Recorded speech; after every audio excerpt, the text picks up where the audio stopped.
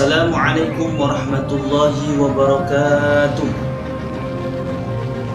Hamdan syukranillah, assalatu wassalamu ala rasulillah, la nabiyya ba'dah, la hawla wa la quwwata illa billahil aliyil azim, amma ba'd. Yang saya hormati, yang saya banggakan semuanya, pada pertemuan pertama ini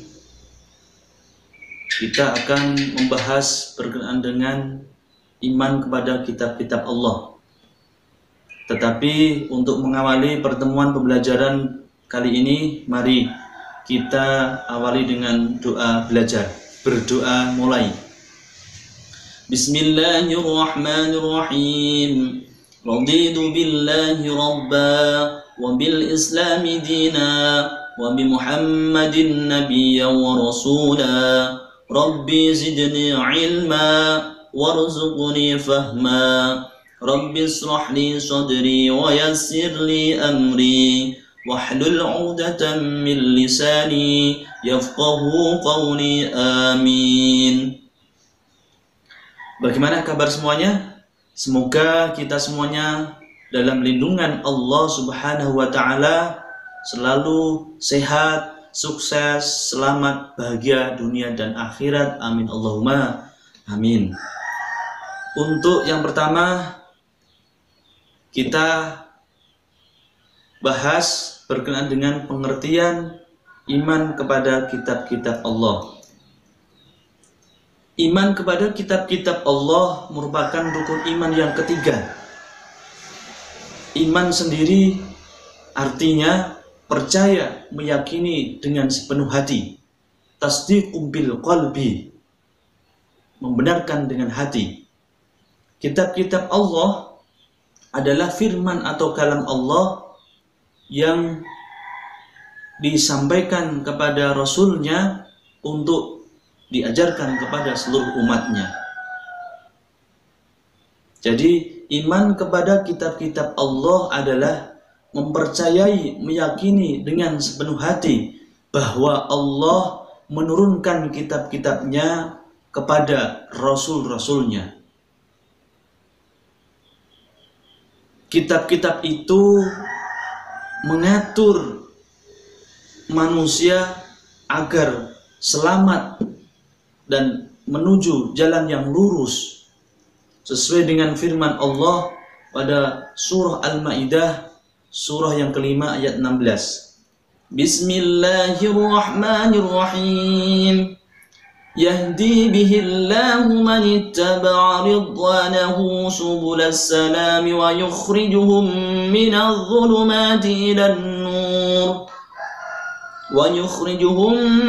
dhulumati ilan nur biiznihi wa yahdihim ila siratin mustaqim.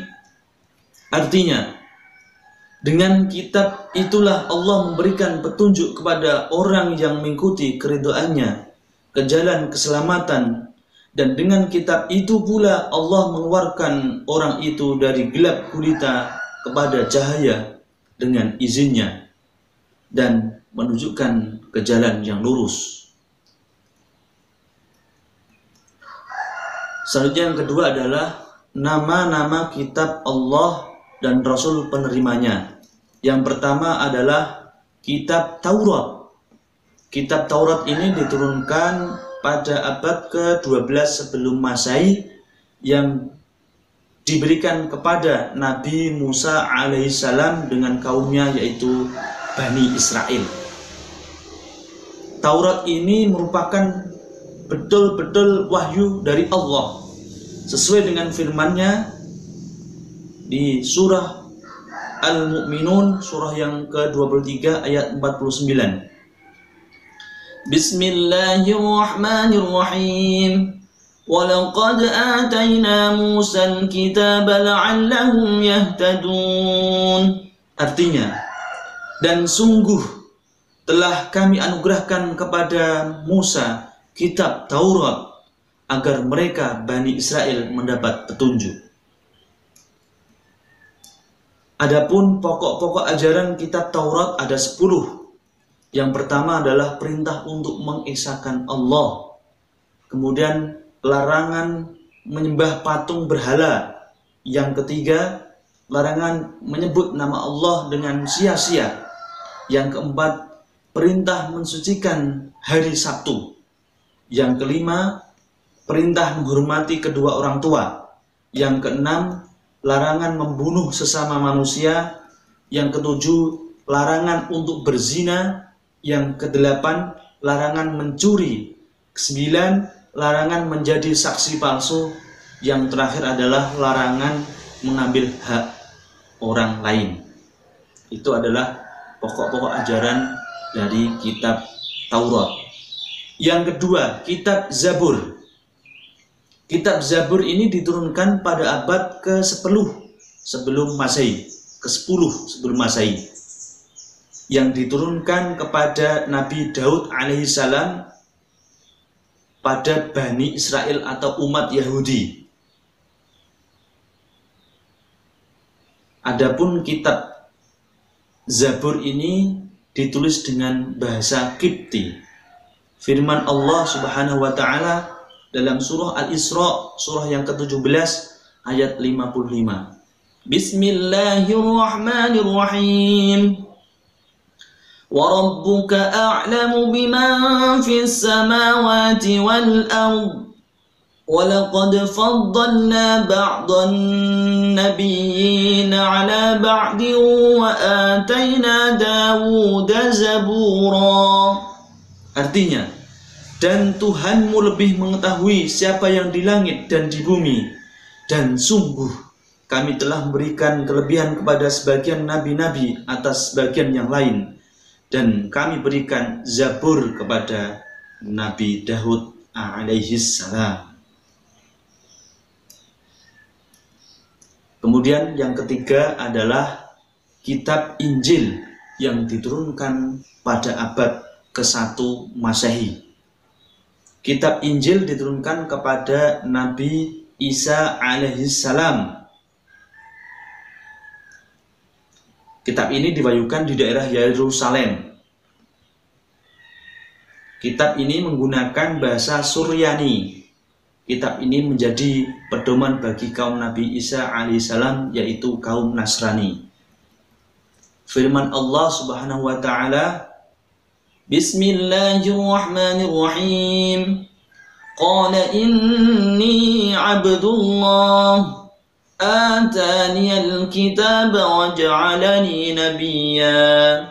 Artinya, dia Isa berkata, sesungguhnya aku hamba Allah. Dia memberiku kitab Injil dan dia menjadikan aku seorang nabi. Quran surah Maryam, surah yang ke-19 ayat 30. Kitab Injil berisikan pokok-pokok sebagai berikut. Yang pertama, perintah untuk kembali mengesahkan Allah Subhanahu wa taala. Yang kedua, membenarkan keberadaan kitab Taurat. Yang ketiga, menghapus beberapa hukum dalam kitab Taurat yang tidak lagi sesuai dengan perkembangan zaman.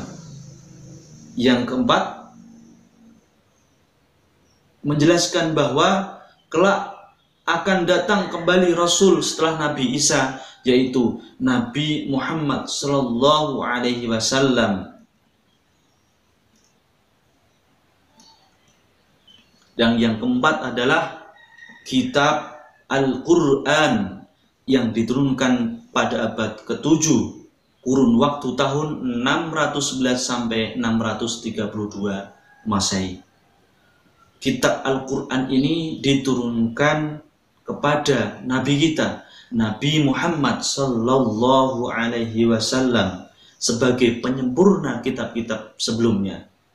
Firman Allah, Bismillahirrahmanirrahim. Nazala 'alaikal kitaba bil haqqi musaddiqan lima baina yadayhi wa anzala at-taurata wal injil.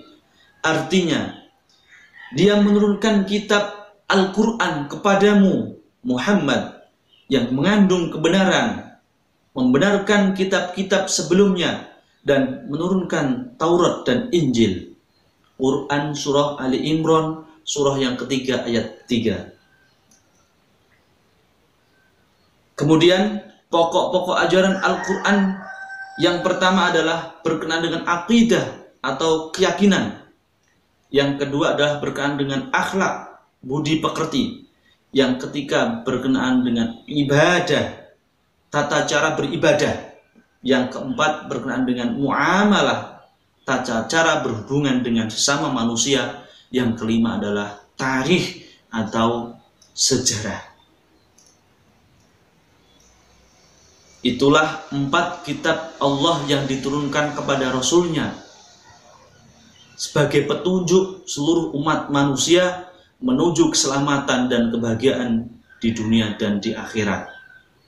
Semoga kita semuanya bisa mengimaninya, bisa melaksanakan sebagai pandangan hidup kita, dan kita mendapatkan petunjuk Allah Subhanahu wa Ta'ala, selamat dunia dan selamat di akhirat. Amin Allahumma amin. Selanjutnya, yang ketiga berkenaan dengan kitab Allah sebagai petunjuk bagi manusia. Kitab Allah itu adalah sebagai petunjuk bagi manusia. Allah memberikan pedoman yang berisikan hal-hal yang baik yang dilakukan dan meninggalkan hal-hal yang buruk atau tercela. Semua ini bukan untuk mengekang manusia, tetapi justru sebaliknya, agar mereka bahagia di dunia dan menjadi sempurna. Kesempurnaan ini adalah dimaksudkan manusia dapat merasakan kebahagiaan hidup di dunia dan di akhirat. Itu adalah kitab Allah yang diturunkan kepada manusia sebagai petunjuk bagi manusia. Pokok bahasan yang berikutnya adalah berkenaan dengan Al-Quran sebagai kitab suci umat Islam.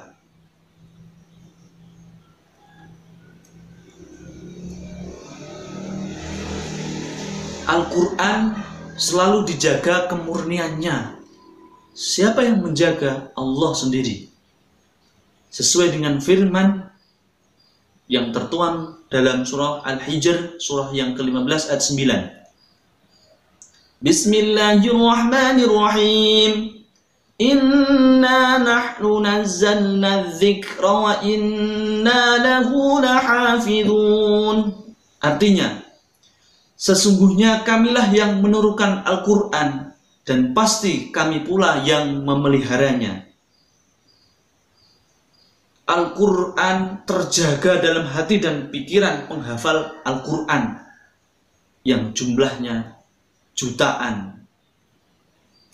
Al-Quran diturunkan secara bertahap, sedikit demi sedikit, dalam kurun waktu 22 tahun, 2 bulan, 22 hari, atau kurang lebih 23 tahun. Jumlah surah dalam Al-Quran ada 114. Dan ditinjau dari masa turunnya, ada yang diturunkan sebelum hijrah ke Madinah dinamakan surah Makkiyah, dan diturunkan setelah hijrah ke Madinah disebut dengan surah Madaniyah. Al-Quran ini adalah sebagai pedoman dalam kehidupan sehari-hari oleh umat Islam.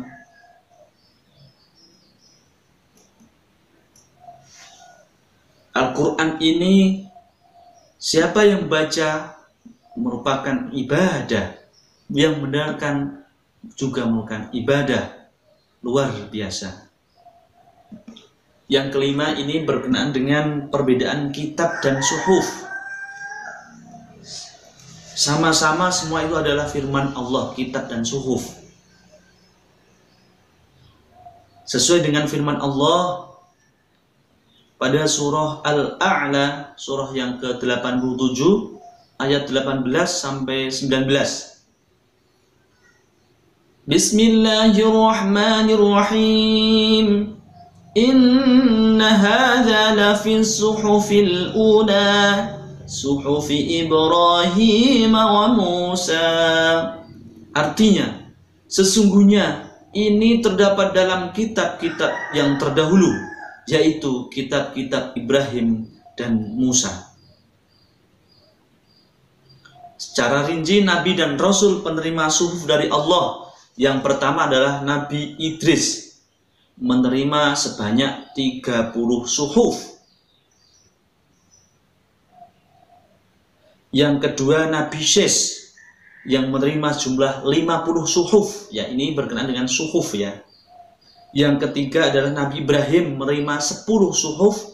Yang keempat adalah Nabi Musa menerima 10 suhuf juga.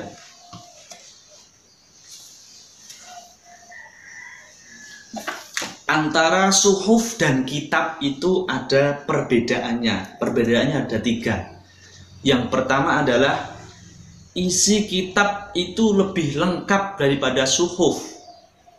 Yang kedua, kalau kitab itu sudah dibukukan, sedangkan suhuf masih berbentuk lembaran-lembaran. Yang ketiga, kitab biasanya berlaku lebih lama daripada suhuf. Seperti kitab Al-Quran itu sampai kapanpun, sampai hari akhir pun tetap akan digunakan sebagai pedoman umat Islam. Selanjutnya pokok bahasan yang keenam adalah hikmah beriman kepada kitab Allah. Yang pertama, memberikan petunjuk kepada manusia. Yang kedua, pedoman agar manusia tidak berselisih dan menentukan kebenaran. Yang ketiga, memberikan informasi sejarah. Yang keempat, manusia menjadi tahu betapa besarnya perhatian dan kasih sayang Allah. Yang kelima, manusia yang beriman akan dapat mengetahui, membedakan mana yang baik dan mana yang buruk. Yang keenam, mensyukuri segala anugerah dan nikmat Allah, termasuk pemberian petunjuk yang benar melalui kitab-kitabnya. Yang ketujuh, hati manusia lebih tentram dan menambah ilmu pengetahuan. Yang kedelapan, memiliki sikap toleransi yang tinggi karena kitab-kitab Allah memberikan penjelasan tentang penanaman sikap toleransi, selalu menghormati dan menghargai orang lain. Yang ke-9 yaitu meningkatkan kesabaran dalam menerima cobaan, ujian, dan musibah, serta selalu bersyukur atas nikmat dan anugerah yang diberikan Allah kepada kita semuanya. Itulah pokok bahasan yang kita pelajari pada